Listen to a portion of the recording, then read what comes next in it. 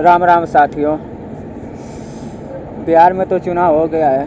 आप लोग जानते हैं बीजेपी की जो सहयोगी पार्टी है एनडीए, उनको पूर्ण बहुमत भी मिल गई है।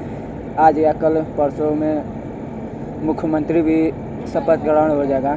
लेकिन इस बीच एक नाम ऐसा है, प्रशांत किशोर, जिनकी पार्टी भी बिहार में चुनाव लड़ी थी लेकिन एक भी नई सीट जीत पाई, जो चर्चा बहुत हो रहा है। चर्चा क्यों हो रहा है आप लोग जानते हैं।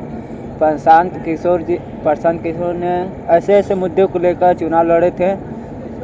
सभी लोगों को लगा था कि जो मुद्दा बिहार में होना चाहिए, जो मुद्दा को लेकर चुनाव लड़ना चाहिए, वो प्रशांत किशोर जी ने मुद्दा उठाया था और चुनाव भी लड़े थे। बखूबी बहुत बढ़िया चुनाव लड़े थे, जो कि हर जगह चर्चा यही हो रहा था कि जो प्रशांत किशोर की पार्टी है, जन स्वराज पार्टी, वो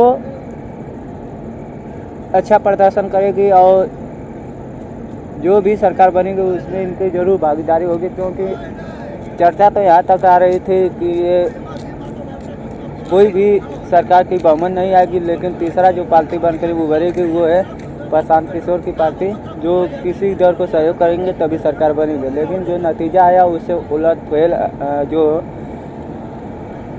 नतीजा आया था काफ़ी। अब ये शायर है, आप लोग सुने होंगे कि तुम्हारी जीत के ज़्यादा चर्चा हमारे हार की हो रही है। तो शायद वो जो कहावत है वो प्रशांत किशोर पे सूट कर रहा है। क्योंकि आप लोग जानते हैं बिहार का मेन मुद्दा क्या है, बेरोजगारी, पलायन, शिक्षा, यही सब जो है वहाँ का मेन मुद्दा था। और पहली बार ऐसा हुआ है कि बिहार में जाति बिरादरी धर्म पात छोड़कर, सब कुछ छोड़कर शिक्षा पर चुनाव हुआ, बेरोजगारी पर बात हुआ, फैक्ट्री कारखाने लगाने की बात हुआ, पलायन की बात हुआ। वो किसके वजह से? प्रशांत किशोर। आज इसी के मुद्दे पे बातचीत हो गई और ये क्यों हारे और रीज़न क्या है, उसके पहले आप लोगों से निवेदन है, यदि आप लोग हमारे चैनल पर नए हैं तो चैनल को आप लोग सपोर्ट जरूर कीजिए। आप लोग जानते हैं जब भी कोई वायरल कंटेंट होती है, कोई बात होती है, तो उस पर मैं अपनी राय रखता हूं। तो आप लोगों को अच्छा लगता है तो हमारे चैनल को सपोर्ट करते हैं, चैनल को सब्सक्राइब करते हैं।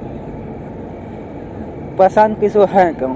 आप लोग जानते हैं वो बिहार के ही है, लेकिन उनके ज़्यादातर वो जो बताया जाता है दिल्ली में वो रहना, सब कुछ पढ़ाई लिखाई वहीं पर था और उनकी नौकरी भी लगी थी, वो भी बाहर विदेश में नौकरी लगी थी। वो फिर नौकरी छोड़कर इंडिया वापस आ जाते हैं। चर्चा उनका इसलिए होता है वो जिनके साथ काम करते हैं उनकी सरकार बन जाती है। जैसे इसके पहले बताया जाता है जब 2014 से पहले बीजेपी केंद्र में सरकार कभी नहीं बनी थी और न थी, तो उस समय यूपीए की सरकार थी, कांग्रेस पार्टी समर्थन प्रधानमंत्री थे। तो प्रशांत किशोर ने वही ऐसा शख्स थे जो उनकी चर्चा उस समय काफ़ी चल रही थी। क्यों? क्योंकि वो प्रधानमंत्री नरेंद्र मोदी जी का सपोर्ट किए थे और कुछ ऐसे कार्यक्रम कराए, कुछ ऐसे जनसभाएं कराएं, रैली कराएं, चुनाव के मुद्दे बनवाएं, कुछ ऐसी उनकी जो होती है ना चुनाव प्रसार करवाएं, जिनसे एनडीए की सरकार बनी और वहीं से इनकी चर्चा होने लगी। उसके बाद बताया जाता है केजरीवाल के साथ मिले, केजरीवाल को दिल्ली के मुख्यमंत्री बनाए, फिर उसके बाद पश्चिम बंगाल में ममता बनर्जी जी का साथ दिए, उनकी सरकार बनी। तमाम ऐसे नेता हैं, पंजाब में भी कांग्रेस का साथ दिए, वहाँ पर उनकी सरकार बनी। तेलंगाना की बात की जाए, जो रेड्डी हैं उनका साथ दिए, उनकी सरकार बनी।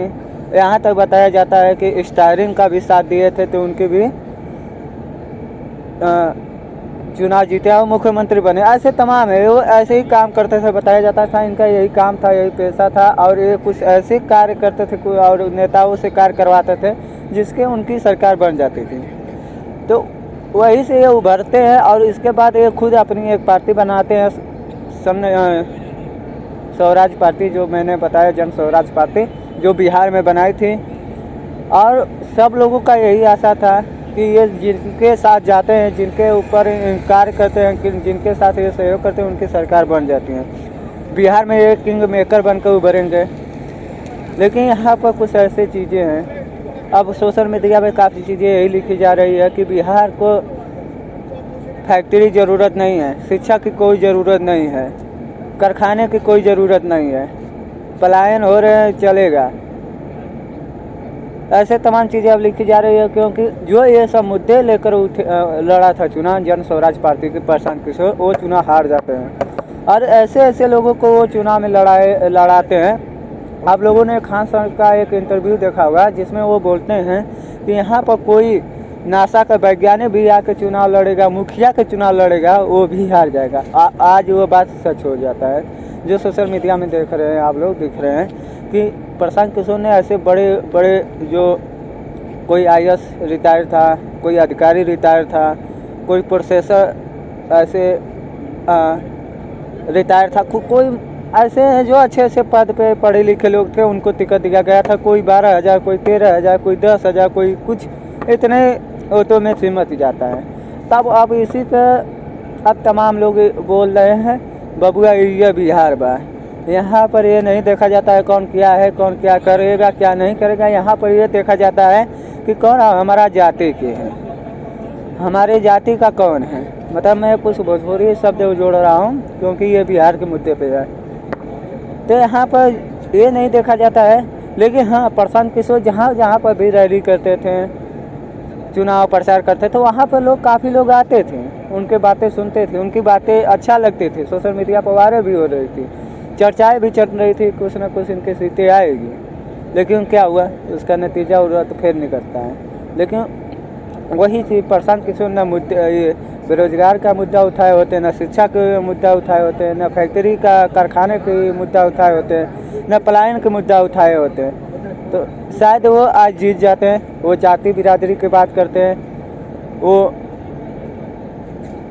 कुछ ऐसी चीज़ें लेकर आते हैं, हाँ कि मैं दलितों के लिए ये करूँगा, मैं हरिजन हूँ, या मैं यादव हूँ, या मैं ब्राह्मण हूँ। कुछ ऐसी बात करके वो चुनाव लड़ते थे, शायद इसका कुछ उनको फ़ायदा होता है। कुछ लोगों का कहना है जो सोशल मीडिया में चल रहा है।